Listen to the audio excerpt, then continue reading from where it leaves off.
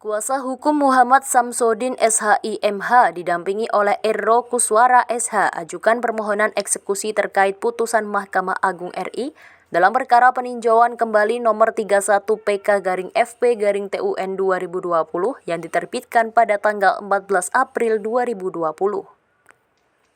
Permohonan eksekusi ini dilakukan atas nama klien mereka yaitu Anas Sidki, seorang guru honorer asal Kabupaten Nganjuk yang telah mengajukan gugatan di Pengadilan Tata Usaha Negara Jakarta pada tanggal 9 Maret 2018 dan putusan pertama dikeluarkan pada tanggal 5 April 2018. Namun, Mahkamah Agung RI memutuskan untuk melakukan peninjauan kembali terhadap kasus ini dan membatalkan putusan sebelumnya pada tanggal 14 April 2020.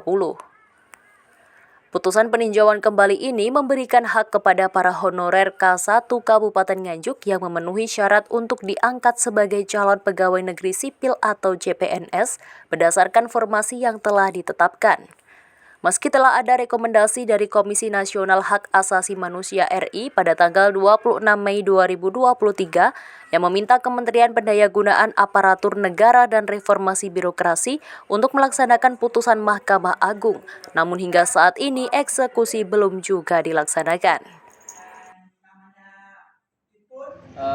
Agenda hari ini adalah bermula bahwa PK nomor 31 yang dimenangkan oleh guru honorer K1 131 para guru yang memohon peninjauan kembali di PTUN Jakarta. Nah, dikarenakan putusan tersebut berlarut hingga saat ini tidak ada penyelesaian, maka kami kuasa hukum melakukan upaya eksekusi, dan hari ini adalah agenda pemberkasan yang mana adalah bukti-bukti yang harus kami lampirkan berkenaan dengan legal standing kami sebagai kuasa hukum. Hari ini alhamdulillah kegiatan berjalan lancar ya.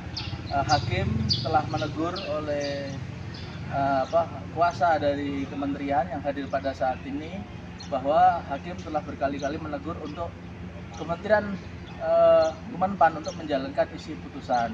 Nah, dikarenakan hari ini baru pemberkasan, maka agenda berikutnya adalah persidangan di tanggal 17 Oktober 2023. Harapan kami bahwa Kemenpan tunduk pada putusan sehingga jelas terang benderang bahwa Menteri adalah bagian dari orang yang taat hukum, yang mana menjalankan isi putusan guru honorer K1 diangkat sebagai PNS, bukan diangkat sebagai P3K.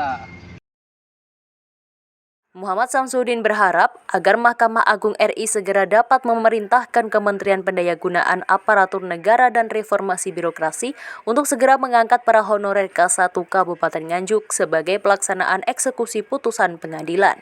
Dari Nganjuk, Tim Liputan Ekspresi TV melaporkan.